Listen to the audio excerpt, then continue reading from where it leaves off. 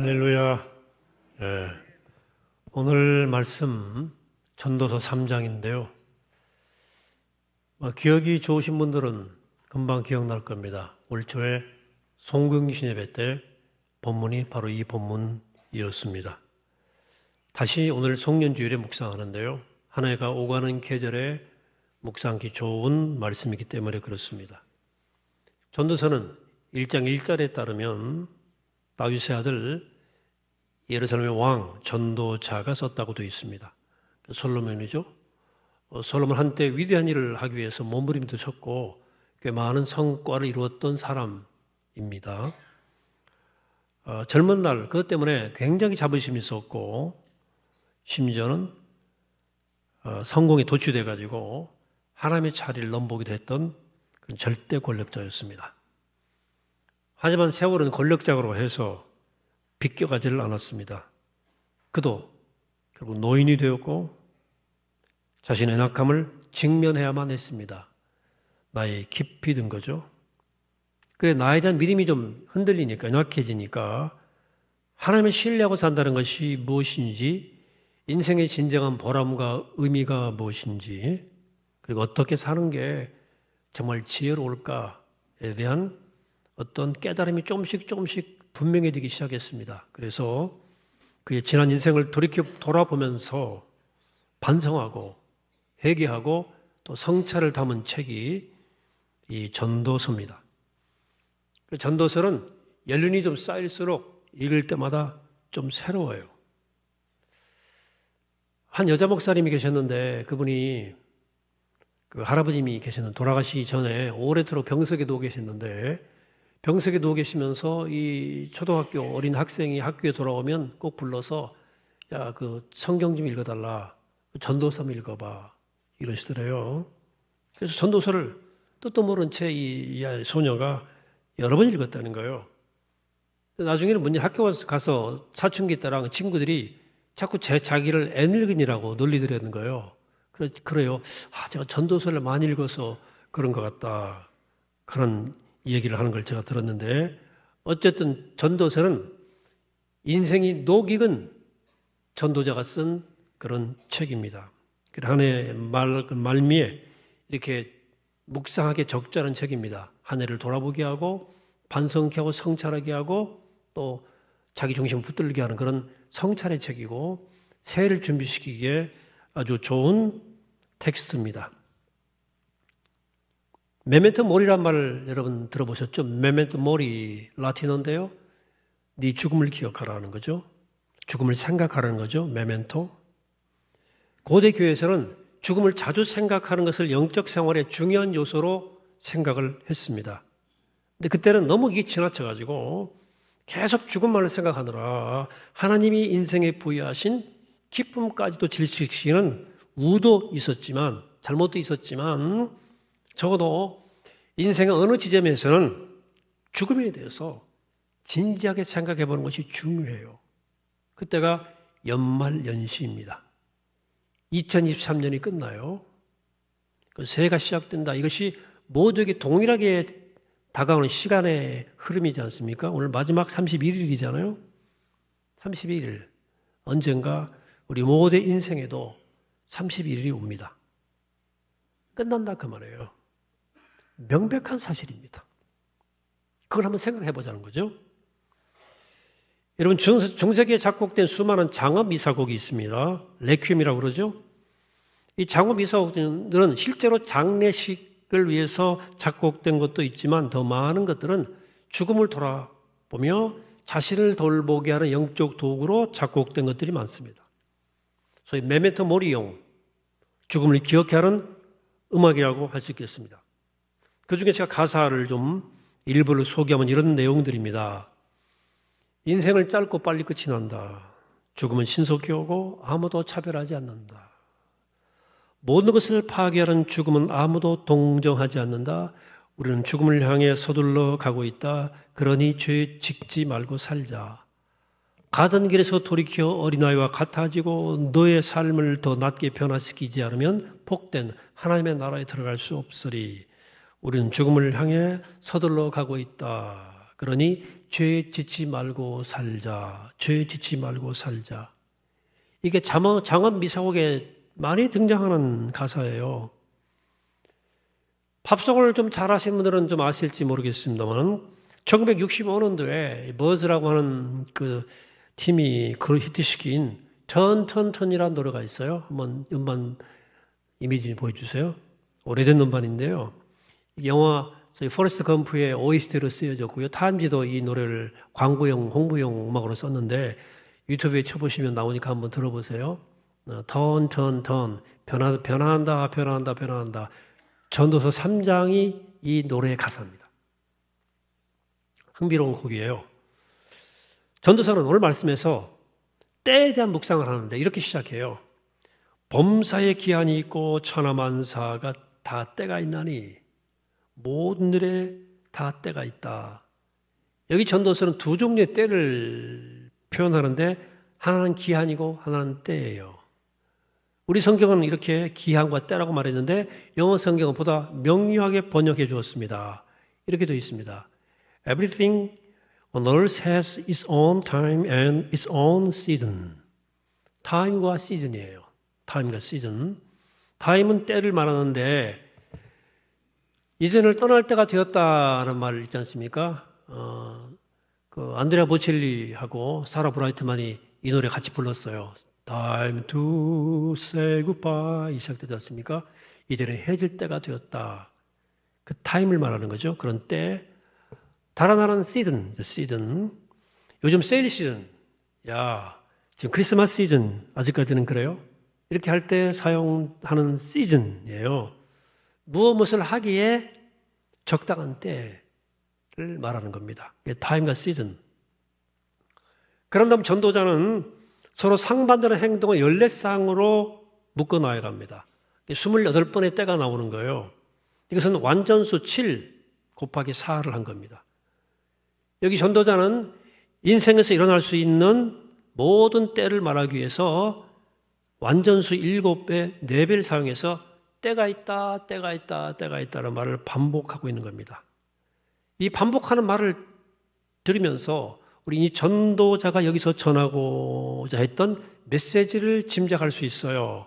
오늘 본문의 메시지를 한마디로 요약한다면 인생은 타이밍이다. 그런 얘기입니다. 인생은 타이밍이 중요하다. 인생은 타이밍이라는 이 말에는 두 가지 뜻이 들어 있습니다. 첫째는 때를 만난다 이런 때를 탄다 하는 말이 있지 않습니까? 이런 거예요. 우리말에 시대가 영웅을 만든다는 말이 있지 않습니까? 보통 사람도 시대를 잘 만나면 영웅 된다는 거예요. 때. 그러나 탁월한 능력을 가진 사람도 시대를 잘못 만나면 그 능력을 발휘할 수가 없습니다. 좋은 때, 좋은 기회를 만나야 되는 거예요. 저는 58년 개띠입니다. 58년 개띠 많이 들어본 말 아니세요? 일종의 트렌드 같은 해에 태어난 사람입니다. 그때 베이부머 시대의 정점이에요. 58년도가. 그때 제 애기들이 많이 태어났습니다. 우리 세대가 숫자가 제일 많아요. 수가 많아서 그런지 개떼처럼 막 몰려다녀가지고 한 시대를 주도했던 것 같아요. 숫자가 많아서기도 하지만 돌아가신 그 박정희 대통령 아들이 58년생이에요.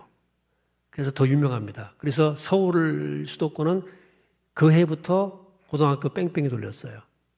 그래서 시험 안 보고 지방은 한 2년 뒤에 했습니다만은 그래서 그런 해예요. 그래서 유명해요. 그래 58년 개띠가 몰려다니면 닫혔던 문도 열리고 막혔던 길도 뚫렸습니다. 그 58년 개띠가 올해 모두 지하철 무임승차권을 다 받았습니다. 어르신 카드. 저도 받았어요. 세월이 참 믿을 수가 없는 거예요. 근데 저는 저희 세대가 참 좋은 타이밍에 태어났다고 생각을 합니다. 저희 세대도 다른 세대만큼 우여곡절도 겪었고 고생도 많이 했지만 꿈이 있었어요. 다. 꿈을 품었다 그 말이에요.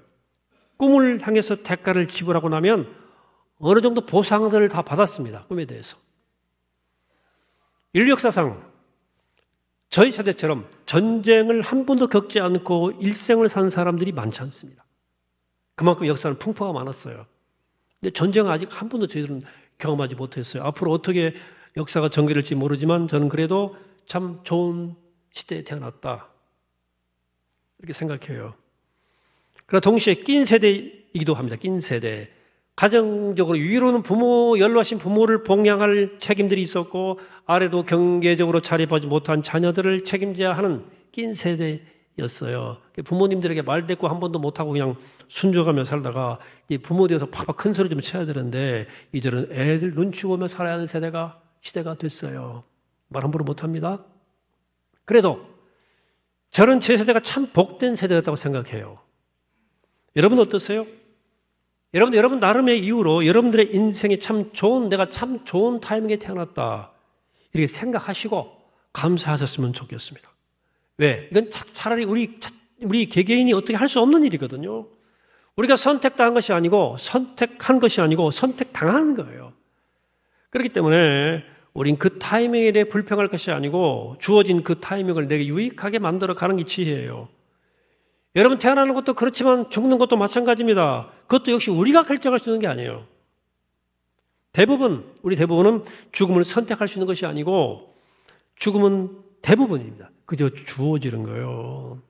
그래서 어떤 분들의 죽음은 우리가 볼 때 참 아주 좋은 호상이다. 좋은 타이밍 아니 호상이다. 이렇게 말할 때가 있고 또 어떤 죽음은 정말 아무리 생각해도 최악의 타이밍인 거예요. 그렇게 말할 수밖에 없는 그런 안타까운 죽음도 있죠. 나이 들면 부부가 서로 집에서 그런 얘기 할 거예요. 누가 먼저 갈까? 우리 집은 저보고 먼저 가래요. 아니, 자기가 먼저 간대. 바꿔서.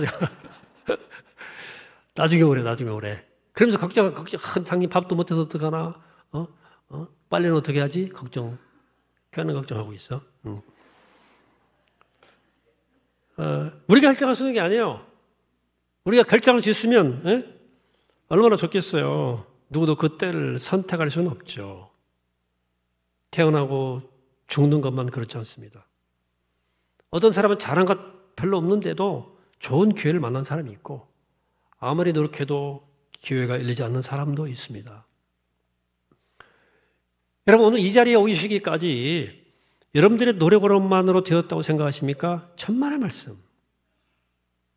여러분들이 결정하거나 선택하지 않은 좋은 기회가 찾아왔기 때문에 오늘 이 자리에 있게 된 거예요.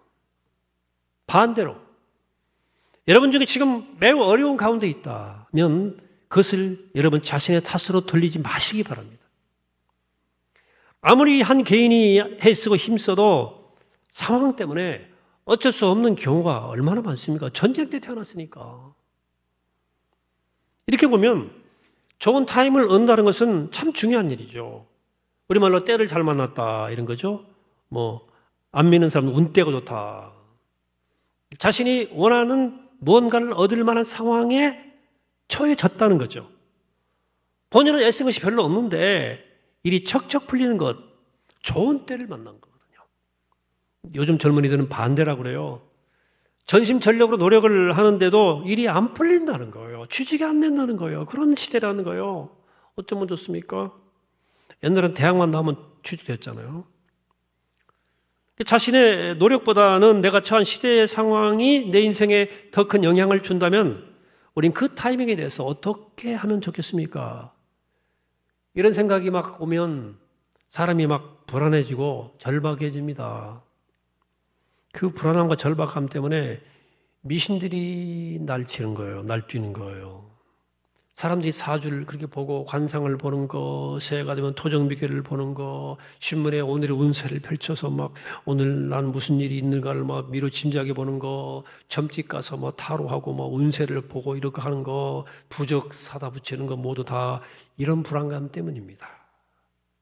내 능력 밖의 일, 내가 어떻게 할 수 없는 그냥 운명의 손, 때 앞에서 어떻게 하든 그걸 어떻게 때를 움직여보고 어떻게든 그 손이 움직이는 걸 미리 좀 알아서 대비해 보려고 하는 거 아니겠어요? 안타깝게도 예수 그리스도를 믿는 사람 가운데도 이렇게 점보는 일을 아무렇지 않게 생각하는 사람들이 있습니다. 속고 있는 거예요. 여러분, 예수 믿는다는 것은 우주의 운행과 인류 역사의 개인의 삶을 하나님께서 다스린다 하는 것을 철저히 믿는 거예요. 그렇다면 점 따위에 눈길 두시면 안 됩니다. 하나님의 통치를 인정하지 못하는 불신앙이에요. 불신앙. 철저한 불신앙이니까 장난으로도 하지 마세요. 아무 의미 없습니다. 때로 점쟁이들이 신통방통의 과거를 맞추기도 하거든요. 신통방통이에요. 또 미래를 가끔 내다보는 능력을 선보인다 해도 그 현상 앞에 현상이에요. 절대 굴복하지 마세요. 정신 똑바로 차리라 그 말입니다. 그것은 하나님께 대한 믿음을 버리고 악한 영의 노예가 만드는 고도의 속임수입니다. 우리 인생은 불확실해요. 불안하기 때문에 사람들은 누구나 이렇게 초월자 하나님을 찾게 되고 하나님을 향하게 됩니다. 하지만 하나님이 하시는 그 일을 우리가 미리 다 할 수 절대 없습니다. 인간과 하나님 사이의 차이가 너무나 커요. 감히 알 수가 없는 거예요.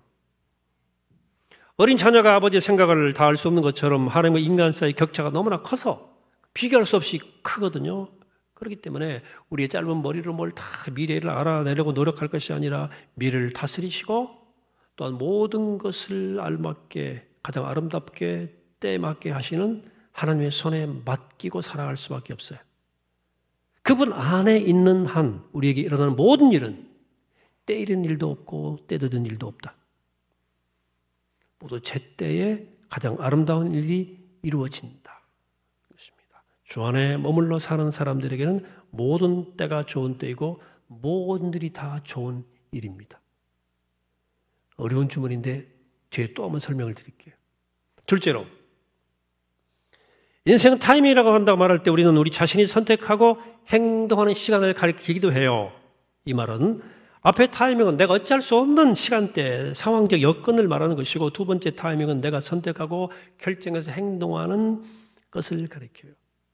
내가 처한 상황적인 여건도 내 삶에 큰 영향을 끼치지만 내가 어떤 선택을 언제 어떻게 하느냐에 따라서 내 인생이 크게 좌우됩니다. 그 선택이 있어서 가장 중요한 요인이 타이밍이에요. 지금이 어떻게 행동할 때인가? 때에 맞게 행동하는 거죠. 제가 올해 쭉 그 독서 모임 그 책을 소개할 때 존 스토트라는 분의 책을 소개한 적이 있습니다. 기독교 기본 진리. 이번에 20세기에 매우 영향력을 끼친 영웅의 사제인데요. 아주 위대한 리더십입니다. 저도 그분 영향을 좀 받았는데 아주 균형 잡혀 있어요. 신학자요, 사상가요, 또 목회자였던 그가 2011년 90세 일기로 소천을 하시기까지 수많은 글을 쓰고 설교를 하고 많은 활동을 해서 전 세계적 영향력을 끼친 아주 큰 별입니다. 근데 그분이 전기를 보면 이분이 나이가 들어가면서 속으로 하나의 다짐을 합니다. 그것은 내가 만약 건강이 허락해서 내가 오래 살게 된다면 늦어도 85세는 모든 공적 활동을 접겠다는 다짐입니다. 그 다짐대로 86세가 되는 새해부터 모든 공적 활동을 접습니다. 글도 안 쓰고 인터뷰도 안 해요. 은퇴하니까 많은 사람들이 그분에게 와가지고 찾아와서 한 말씀 해주시죠. 한 꼭지만 글 좀 써주시죠. 제발 이 문제에 대한 견해, 탁견을 좀 말씀해 주세요라고 아무리 부탁해도 다 거절했습니다. 5년 동안 침묵하시다가 하나님께로 가셨어요. 제가 굉장히 이 부분을 영감을 받았습니다. 저는 인생 말년에 말 실수하는 어르신들을 너무 많이 봤기 때문에 우리 시대도 그런 분들이 계세요. 이 때를 분별하고 때에 맞게 결단하고 그 결심을 지켰다는 것이 얼마나 존경스러운지 알 수 없어요. 함구한 거예요. 마지막 5년을. 저도 이제 교단 선배 축에 끼는데요. 노예에서는 거의 최고 선배 그룹에 속합니다. 그래서 그런지 제가 후배들 앞에 제 모임 가면 자꾸 말이 많아지더라고. 말이 길어져. 어떻게 하느냐? 자꾸 시계 보는 후배들이 있는 거야. 네? 말이 길다 이거죠? 짧게 하라는 거죠? 그러지만 밥값만 내고 말수는 줄이고 웬만하면 먼저 자리를 뜹니다. 할 얘기 너희들끼리 해라. 이제는 나설 때와 물러설 때, 말할 때와 침묵할 때를 분별하는 게 중요한 내 인생의 때가 되었구나. 이제는 부족해도 지갑은 열고 입을 닫을 때가 되었구나. 그런 때가 온 거예요. 저도.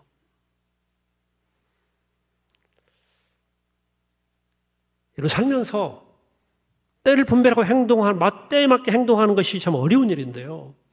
그중에 제일 어려운 영역이 바로 말할 때와 침묵할 때예요. 그래 야고보 사도는 혀를 길들일 사람이 아무도 없다 그랬어요. 자문은 함부로 말하는 사람의 말은 비수 같다 그랬어요. 지어오는 사람의 말은 양약이다. 아픈 곳을 치료한다는 거예요. 동일한 여가 사람을 죽일 수도 있고 살릴 수도 있다는 얘기 아니겠어요? 그렇기 때문에 말할 때와 침묵할 때를 분별해야 되고 말을 해야 한다면 죽이는 말이 아니라 살리는 말을 하도록 힘써야 되겠죠. 이게 쉽지 않아요. 우리의 죄성 때문에 그래요. 우리의 죄성은 우리 혀를 풀어놓으면 살릴 말보다도 죽이는 말을 하기 훨씬 쉽습니다. 죄성 때문에. 다른 사람을 말을 들어주려 하기보다는 내 속에 있는 말을 쏟아놓고 싶은 욕망이 더 크다 그 말이에요. 그래서 입을 열면 그냥 분별 없이 말이 쏟아져 나오는 거예요. 그러다가 숱한 실수를 합니다. 여러분 정도의 차이가 있을 뿐 저를 포함해서 여기에서 예외인 사람은 아무도 없습니다. 다윗은 자기 마음의 분노가 치밀 때마다 내 입술에 재갈을 물려야지 라고 다짐을 했고 또 하나님께 하나님 내 입에 파수꾼을 세워주십시오. 파수꾼, 문지기 세워달라고 기도했지 않습니까? 사랑하는 여러분, 지난 한 해 우리의 삶을 좀 돌아봤으면 좋겠어요. 여러분들이 가장 분별하기 어려운 때는 어떤 때였습니까? 여러분들이 가장 반복적으로 실수하는 때는 어떤 영역입니까? 매사 여러분들은 때를 분별하면서 그때 맞게 행동하려고 하는 노력을 하고 계십니까? 했습니까? 아니면 그냥 충동적으로 그냥 기분 내키는 대로 말하고 기분 내키는 대로 행동하고 살아왔나요? 여러분, 믿음이 성숙해진다는 것은 분별력이 높아진다는 뜻입니다. 사례가 깊어진다는 뜻이에요. 배려의 마음이 커진다는 뜻입니다. 믿음의 성숙에 있어서 이렇게 때를 분별하는 것이 정말 중요하다. 오늘 말씀에 있어서 한 가지 더 주목할 것은 뭐냐면 서로 대조되는 14쌍씩의 항목을 보시면 그중에 한 쌍은 우리가 좋아하는 거예요. 다른 한 쌍은 우리가 원치 않는 것, 싫어하는 거예요. 한 쌍, 태어나는 것, 심는 것, 살리는 것, 세워주는 것, 웃는 것, 춤추는 것 우리가 좋아하는 것들이죠. 경험하기 원하고 반면에 죽는 것, 뽑는 것, 죽이는 것, 허무는 것, 우는 것, 슬픈 것 우리 모두가 원치 않은 일들 아니겠어요? 하지만 전도사는 무심하게 툭 던집니다. 인생 여정에는 이런 때도 저런 때도 있다. 그리고 그것을 피하고 살 방법은 없다. 그건 피할 수 없다는 것입니다. 여러분 늘 좋은 일만 늘 좋은 때만 있을 수 있나요? 불가능합니다. 우리는 그런 때만 오기만을 바라요.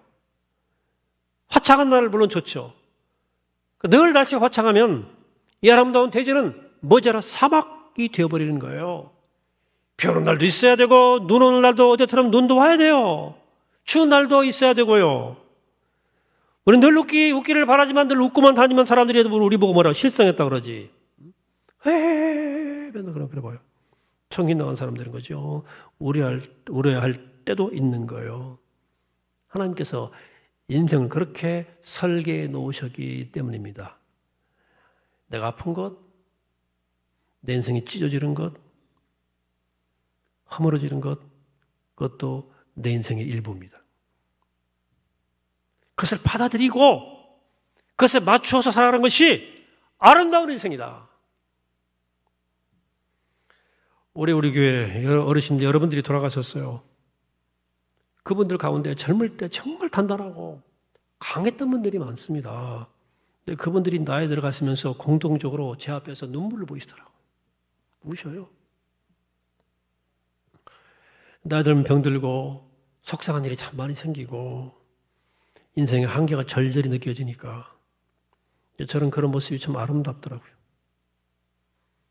자기 약함을 받아들이는 그 약함 때문에 눈물 흘리는 것은 절대 잘못된 일이 아닙니다.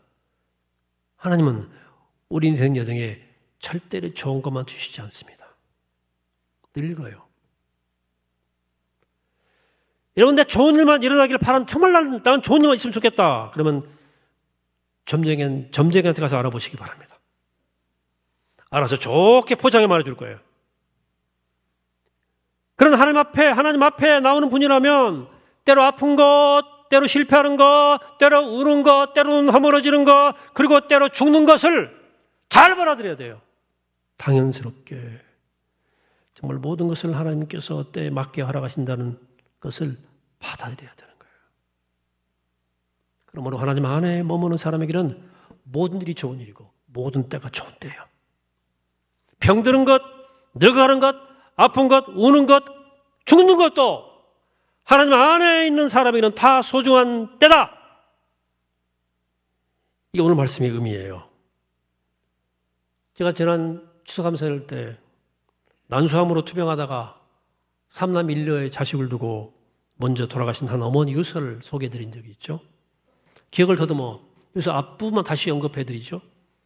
자네들이 내 자식이었으니 고마웠네. 자네들이 세상에 태어나 나를 어미라 불러주고 젖물려 배부르면 나를 바라보는 그 눈길에 내가 참 행복했다네. 지아비로 세상 무너져 험한 세상 속을 버틸 수 있게 해줌도 자네들이었네. 병들어 하나님의 부르심을 때 이렇게 고백할 수 있게 곁에 있어서 고맙네. 정말로 고맙네. 자네들이 있어서 잘 살았네. 그리고 자네들 때문에 열심히 살았네 하면서 사람이 한 사람 한 사람을 다 이렇게 고마움을 전했지 않습니까? 그리고 마지막에 고맙다, 사랑한다, 그리고 다음에 만나자 하고 인사를 전했잖아요. 여러분, 이별은 아프죠. 누구에게나. 이별은 아픈 거예요. 사별은 더욱 아픈 거예요. 하지만 이런 어머니와 같은 이별이라면 어떻겠습니까? 하나님 안에서 사별은 이렇게 아름다울 수도 있는 거예요. 또 그 어머니의 유서를 보면서 마치 우리 어머니 생각이 나가지고 좀 마음이 울적하고 슬퍼했다면 그 모습 또한 얼마나 아름다운 거예요. 여러분, 꼭 웃어야만 행복한 건 아닙니다. 꼭 춤춰야만 즐거운 것 아니라고. 때에 맞는 아픔, 때에 맞는 슬픔, 때에 맞는 죽음도 아름답습니다. 충분히. 하나님께서 모든 것을 제때 아름답게 만드셨기 때문입니다. 사랑하는 여러분, 이제 묵은 한 해를 보내고 새해를 맞는 여러분의 마음은 어때요? 저는 한 해 동안 너무 힘겨워서 내년에는 또 어떤 일이 또 닥칠까 하는 두려운 마음으로 새해를 맞으시렵니까? 새해 일어날 일들을 또 기대하면서 설렘으로 기다리십니까? 여러분들이 어떤 사정에 있든 우리 모두 동일하게 노력할 일이 있어요. 그건 더욱 주님 안에 머물러 사는 일입니다. 주님 안에 늘 머물러 그분의 뜻을 분별하면서 사려 깊게 생각하고 말하고 행동하는 일, 주님의 뜻 안에 머물러서 그렇게 사는 사람에게는 모든 일이 좋은 일이고 모든 때가 소중한 때가 되는 거예요. 그게 믿음의 생활이에요. 그러기 위해서 여러분들 새해부터는 꼭 하셨으면 좋겠어요. 하시겠지만 매일 시간을 정해 떼어놓고 말씀을 읽고 묵상하고 기도함으로 주님과 함께 꼭 동행하시기를 당부합니다. 성복교인이라면 적어도 매일 누구나 30분 이상 말씀 앞에 무릎 꿇고 주 앞에 엎드실 것을 좀 다짐하시기를 바랍니다. 물론 그것으로 다 되는 것은 아니에요. 그러나 그것 없이는 아무것도 되지 않습니다. 여러분, 종교인 혹은 교인이라고 하는 명찰은 갖고 있을지 몰라도 신실한 믿음의 사람, 예수 그리스도의 제자는 될 수 없습니다. 그래서 새해는 저와 함께 매일 성령께서 주시는 음성을 들으면서 거룩한 걸음을 살아가는 일에 힘쓰게 되기를 축복합니다. 그리고 우리 어떤 일이 닥쳐오든 먼 일을 할까 하면 노심초사하지 마시고 어떤 일이 닥쳐오든 주님 안에서 우리는 언제나 가장 소중한 때, 참 좋은 때를 누리며 사는 우리 모두가 되기를 이 시간 주의 이름으로 간절히 축원합니다. 하겠습니다. 거룩하신 하나님, 오늘 한 해 마지막 송년주일에 전도서의 말씀을 묵상하면서 우리 인생의 때를 돌이켜보고 돌아보고 하나님 참 좋은 때를 살았습니다. 모든 것이 하나님 소중한 때였고 소중한 경험이었습니다. 고백하고 주님에 머물러 또 새로운 때를 기대하고 기다리며 주님 안에 머물러 살아가 언제나 모든 때가 주님의 섭리 가운데 있고 아름다운 때임을 알고 그 때를 따라 우리를 인도하시는 주님의 섭리 앞에 복종하며 살아갈 수 있는 우리가 되게 하여 주옵소서. 감사드리옵고 예수 그리스도 이름으로 기도합니다. 아멘.